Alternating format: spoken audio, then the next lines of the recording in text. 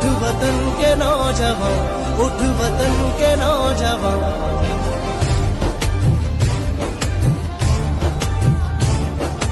اٹھ وطن کے نوجوان، ہاتھ میں تو ہاتھ دے، تحریک ہے انصاف کی، انصاف کا تو ساتھ دے،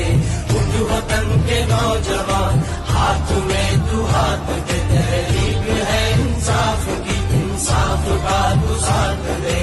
بول اور پھر اسٹریٹ موومنٹ کیمپین کا آغاز ہو چکا ہے، release Imran Khan street movement campaign,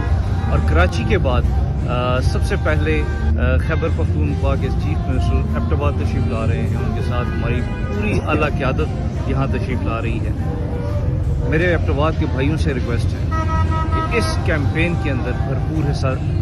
لیں۔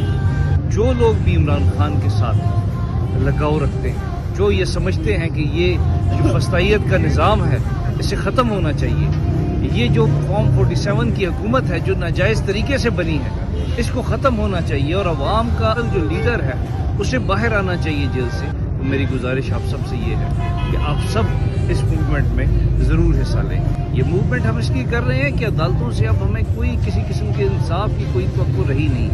ہم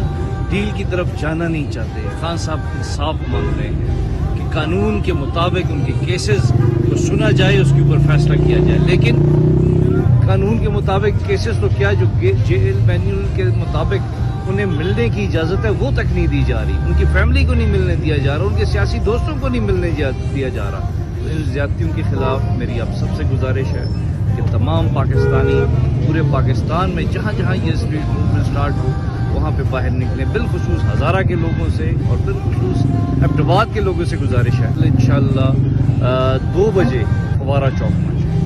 اٹھ